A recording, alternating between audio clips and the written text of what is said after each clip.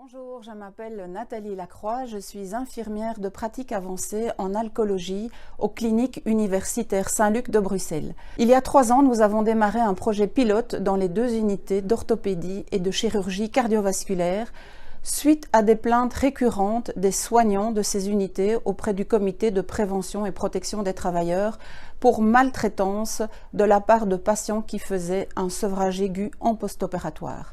Une réunion avec la centaine de ces soignants a révélé que 70% d'entre eux travaillaient la peur au ventre face à un patient étiqueté éthylique. Et si ce n'était pas la peur, c'était de la tristesse, un sentiment d'impuissance, voire du dégoût. L'urgence était donc de dépister le plus rapidement possible ces patients à risque pour mettre en place un schéma thérapeutique pour prévenir ces sevrages et permettre ainsi aux soignants de travailler de manière plus confortable. Nous avons formé les infirmières à poser adéquatement les bonnes questions lors de leur anamnèse. En effet, si vous demandez à un Belge s'il boit de l'alcool, presque toujours vous aurez une réponse négative de bonne foi parce que le Belge moyen pense que le vin et la bière ne sont pas de l'alcool. À partir de 10 unités standards, l'infirmière remet un questionnaire audit aux patients, qui est un questionnaire validé internationalement et qui nous permet de repérer où en est le patient dans la gravité de sa problématique alcoolique. À partir de 8 points, l'infirmière m'appelle pour que je puisse avoir un entretien motivationnel avec ce patient, lui expliquer qu'est-ce que c'est qu'une unité standard, quels sont les risques de l'alcool pour la santé, les normes recommandées. À partir de 12 points, en plus de ma rencontre avec le patient, nous allons mettre en place un schéma thérapeutique basé essentiellement sur un benzodiazépine et la vitamine B pour éviter tout sevrage. Une brochure est remise au patient avec mes coordonnées et toutes ces informations pour un éventuel suivi en post-hospitalisation. En effet, avec certains, j'ai un suivi téléphonique, voire même quelques consultations en attendant que le relais soit pris par un groupe d'entraide ou un suivi thérapeutique. 3 mois après son hospitalisation, nous envoyons une évaluation aux patients. 40% de celles-ci nous reviennent et cela nous a permis de voir que 3/4 d'entre eux, parmi ces 40%, ont choisi de diminuer drastiquement leur consommation, voire même de choisir l'abstinence. Ça valait donc la peine.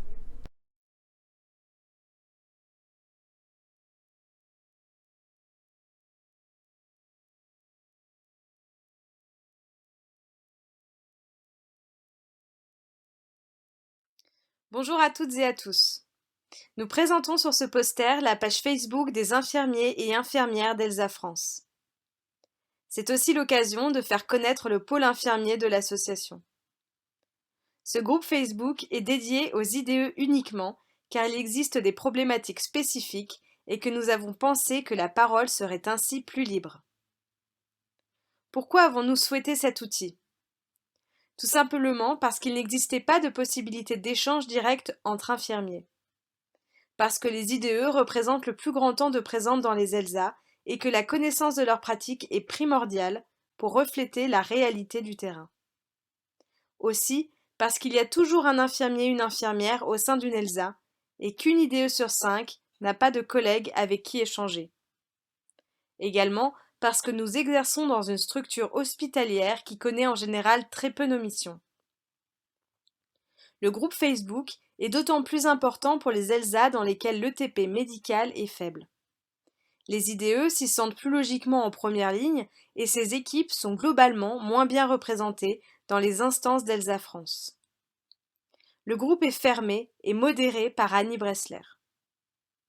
Nous veillons à ce que les sujets soient limités au strict domaine professionnel et qu'il n'y ait pas d'échange d'informations confidentielles et que les liens et connaissances partagées proviennent de sources validées.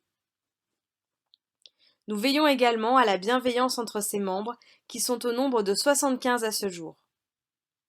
Les demandes d'intégration continuent, et ce en provenance de toutes les régions. Vous pouvez voir à droite sur le poster que les sujets abordés sont très divers. Nous profitons bien sûr de cette journée pour inviter celles et ceux qui sont intéressés. Plus nombreux nous serons, plus le groupe sera représentatif et plus les ressources à partager seront importantes. Vous avez en bas et à gauche les contacts. Vous serez aussi, après votre accord, ajouté à une mailing list qui est un autre outil de communication. Alors n'hésitez pas à nous rejoindre. Merci pour votre attention et peut-être à bientôt.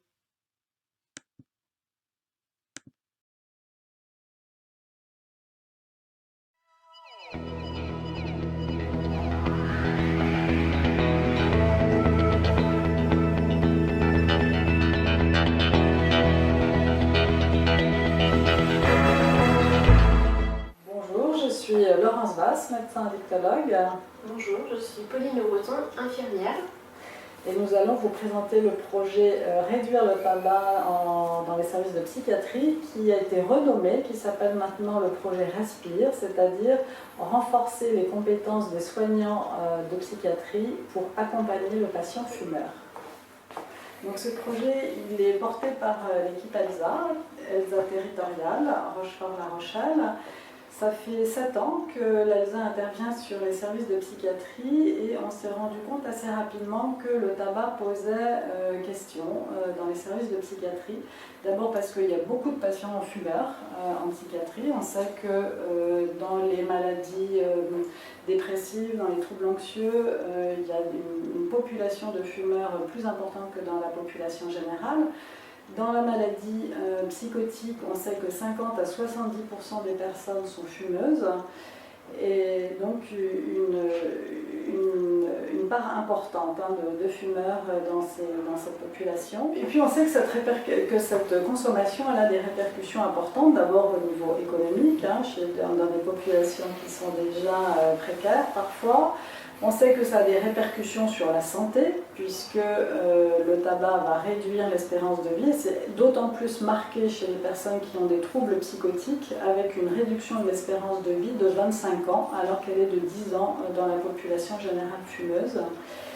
Et des répercussions également sur la maladie psychiatrique elle-même, puisqu'on sait que la consommation de tabac à long terme va aggraver des troubles anxieux, va aggraver des troubles dépressifs, et va agir aussi sur certains traitements, et en particulier des traitements comme l'halopéridol, l'olanzapine, dont la concentration plasmatique va être diminuée parfois de moitié chez les patients fumeurs, avec la nécessité du coup d'augmenter les médicaments et d'augmenter les effets secondaires. Donc on voit un lien important sur ce tabac, pourtant il n'est pas toujours abordé en hospitalisation. Parce que peut-être on se dit que ce n'est pas le bon moment, ou parce que la personne n'est pas en capacité, ou n'est pas suffisamment motivée. Peut-être que ça renvoie aussi les soignants à leur propre consommation. En tout cas, pour toutes ces raisons, il nous a semblé vraiment important de développer un projet spécifique sur le tabac, et on a profité de cet appel à projet pour faire cette action à la fois dans les services d'hospitalisation, dans les services ambulatoires, les hôpitaux de jour, de psychiatrie. Pauline va vous détailler ce projet. Voilà, donc c'est un projet qui va avoir lieu sur 2 ans. La première étape a été la mise en place d'une enquête auprès des soignants de chaque service de psychiatrie, donc aussi bien auprès des internes, des médecins, des cadres infirmiers et aides-soignants, pour faire un état des lieux des pratiques déjà en place dans les services. Nous serons amenés donc dans 2 ans à l'issue de ce projet de refaire une enquête pour faire un état des lieux, pour évaluer l'évolution des pratiques et l'impact des actions qui auront pu être mises en place. Le deuxième grand axe de ce projet, ça va être la formation d'infirmiers référents, donc pour chaque service, afin de repérer au mieux les patients fumeurs, notamment à l'aide de questionnaires dès l'admission des patients, et puis l'accompagnement de tous les infirmiers de l'équipe pour les prescriptions de substituts nicotiniques qui pourront être mis en place assez rapidement au niveau informatique. Bien entendu, tout ça accompagné régulièrement par l'équipe ELSA pour soutenir ces infirmiers référents. Donc pour lancer au mieux ce projet, nous avons mis l'accent sur le mois sans tabac. Donc pour ça, nous avons mis en place durant 3 jours des actions avec un dispositif mobile pour se déplacer dans chaque unité de l'hôpital psychiatrique et échanger avec les patients et les équipes sur la thématique du tabac. Cette action a été très bien accueillie.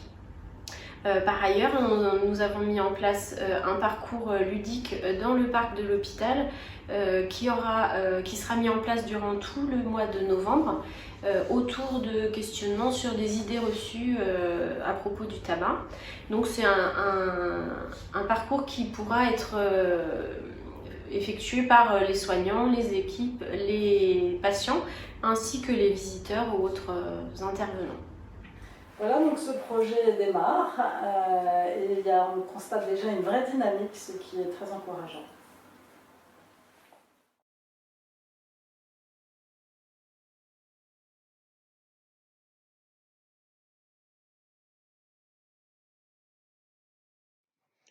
Bonjour à tous, je m'appelle Laura Béros, je suis chargée de projet et je vais vous présenter le projet RP qui est l'expérimentation de repérage précoce par les ELSA, financé par l'ARS Île-de-France et porté par l'association Aptitude. Alors l'RP c'est quoi? Il s'agit d'un repérage précoce des conduites addictives sous forme d'auto-évaluation que le patient hospitalisé peut réaliser directement via son téléphone portable sans l'intervention d'un soignant. À l'issue de ses réponses, il recevra un score lui permettant de se situer dans ses consommations ainsi que des recommandations adaptées à son niveau de risque. Cette auto-évaluation est en 2 parties. Dans un premier temps, elle reprend le questionnaire ASSIST élaboré par l'OMS qui porte sur le dépistage des substances psychoactives et dans un second temps, des questions sur les comportements excessifs. Les objectifs de l'RP: repérer et évaluer rapidement les consommations problématiques avec ou sans produit et les problèmes qui leur sont liés, réduire les risques et les dommages des conduites addictives chez les patients hospitalisés, mettre en place un outil informatique de repérage précoce et répondre au cahier des charges des ELSA sur le repérage précoce en milieu hospitalier. Quelques mots sur le déroulé de l'étude. Nous sommes actuellement en phase pilote qui durera jusqu'en juin 2021. 8 établissements franciliens participent à cette phase pilote et chaque hôpital teste le projet dans 3 services hospitaliers. À la suite de ce pilote, une phase d'expansion progressive de 2 années est prévue afin de couvrir, courant 2023, 35 établissements, c'est-à-dire la majorité des hôpitaux disposant d'une ELSA. L'accès au questionnaire se fait de manière volontaire par le patient qui est informé du projet par une campagne d'affichage sur son lieu d'hospitalisation. Plusieurs modalités d'accès lui sont proposées, un SMS, un QR code ou un lien dans un moteur de recherche. Le développeur de l'application, Pulsio Santé, est hébergeur certifié pour l'hébergement sécurisé de données de santé et les données enregistrées sont totalement anonymes. Les scores sont classés en 3 catégories selon le niveau de risque de la personne. En cas de risque modéré, le patient est orienté vers le site Drogue Info Service afin qu'il prenne contact avec un professionnel à sa sortie de l'hôpital. En cas de risque important, il lui est conseillé de prendre contact avec l'ELSA de l'hôpital dans lequel il est hospitalisé pour une prise en charge individuelle au cours de son hospitalisation. Le patient peut, s'il le souhaite, autoriser l'envoi de ses résultats au professionnel de santé qu'il va rencontrer. L'anonymat est alors levé.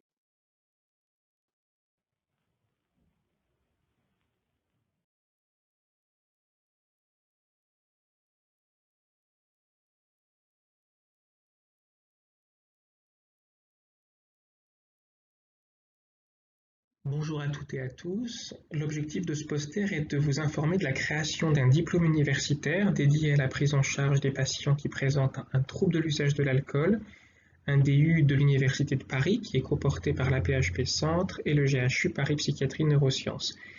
Alors ce DU présente plusieurs originalités. Tout d'abord, d'être vraiment dédié à l'utilisation pratique des outils d'évaluation et des techniques de soins.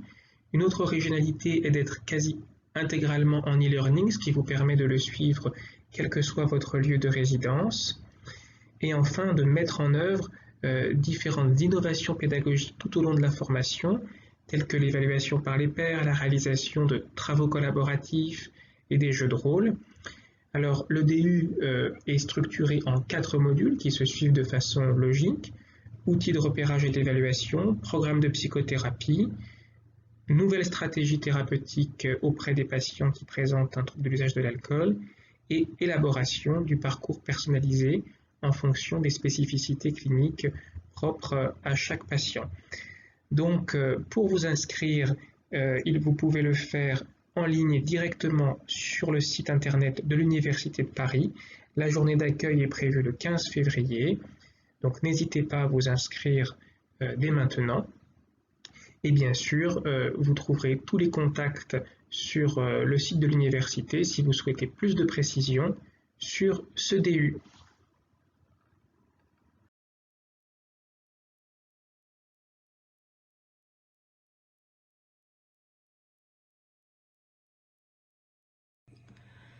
Bonjour à tous, je suis le docteur Bernat, médecin référent de l'équipe de liaison du CHU de Rouen. L'équipe est constituée de 2 infirmières et une secrétaire à temps partiel, en plus de moi. Nous avons voulu vous faire part de notre expérience en matière d'addictovigilance et de lien avec les partenaires territoriaux à travers ce poster. En effet, le service a été sollicité par le pôle de prévention en addictologie, PPCA. C'est une particularité régionale de mise à disposition de toutes les compétences et de forces vives pour organiser la prévention sur le territoire. Le CHU de Rouen en fait donc partie.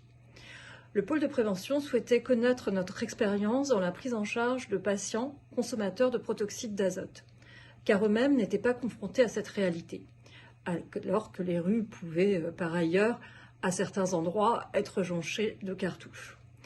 Il se trouve que nous venions de voir 2 cas avec des complications importantes, cardiaques et neurologiques, qui venaient de donner lieu à des déclarations au centre d'addictovigilance. Nous avons donc pu partager notre expérience en allant rencontrer les XAPA, CARUD et Consultation Jeunes Consommateurs du territoire, afin d'échanger sur ces 2 cas cliniques, car comme je vous le disais, les acteurs n'avaient pas encore rencontré d'usagers. Nous avons donc pu évoquer premièrement les pratiques de consommation, allant jusqu'à 2000 ballons la semaine en solitaire, avec l'apparition aussi de bars à proto dans les arrière-boutiques d'épicerie. Deuxièmement, des conséquences somatiques vues à l'hôpital. Troisièmement, de l'impact du confinement. Et quatrièmement, nous avons donc pu échanger sur l'orientation d'actions de prévention de terrain, notamment dans les collèges et les lycées. Voilà, l'ELSA a donc un rôle de veille sanitaire en alertant sur l'émergence de nouvelles pratiques qui donnent lieu à des complications visibles dans le sanitaire, et a un rôle de transmission d'expérience pouvant aider les actions de prévention sur le terrain. Merci de votre attention.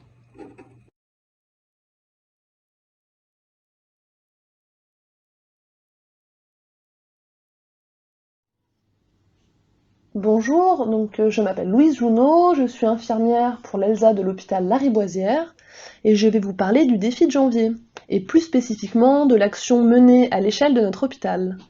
Donc le défi de janvier consiste à ne pas boire d'alcool pendant le mois de janvier. C'est un événement assez récent en France, soutenu par quelques associations, dont ELSA France. C'est la 2e année que l'équipe de Lariboisière décide de s'organiser autour de ce défi. L'objectif de 2021 était de travailler entre ELSA, à l'échelle de l'Île-de-France, pour le moment, pour proposer des actions et recenser ce qui était fait. Cette année, malgré les restrictions liées au corona, l'ELSA de Lariboisière a décidé de monter un stand au début du mois de janvier, donc le 8 janvier en l'occurrence, pour promouvoir le défi de janvier à l'égard du personnel hospitalier.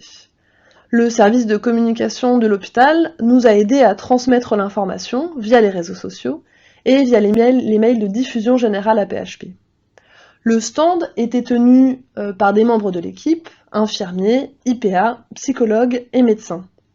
Nous avions à disposition sur le stand des affiches d'information créées par le site Dry January et par notre service de communication à nous, des jeux de cartes autour des bénéfices et des risques liés à l'alcool, des idées de cocktails sans alcool et des badges fournis par l'association ELSA Île-de-France. Au total, 32 personnes se sont arrêtées sur le stand, dont 22 membres du personnel à PHP, 21 badges ont été distribués. Les jeux de cartes ont généré un fort intérêt auprès des gens et nous avons eu beaucoup de questions autour des bénéfices. Et finalement, 2/3 des personnes se sont engagées à s'inscrire sur l'application Défi de janvier. Donc le bilan est plutôt positif, considérant la situation sanitaire compliquée, Et surtout, il marque le point de départ de notre campagne sur le long terme. L'idée là, c'est d'inscrire ce mois dans les mémoires collectives, un peu comme le mois sans tabac, ou Movember par exemple. L'idée aussi, c'est d'avoir un discours uniforme via le réseau Elsa France sur le sujet. Voilà. Et pour finir, je voulais vous montrer quelques photos des événements autour du défi de janvier qui ont été faits par différentes Elsa en Île-de-France.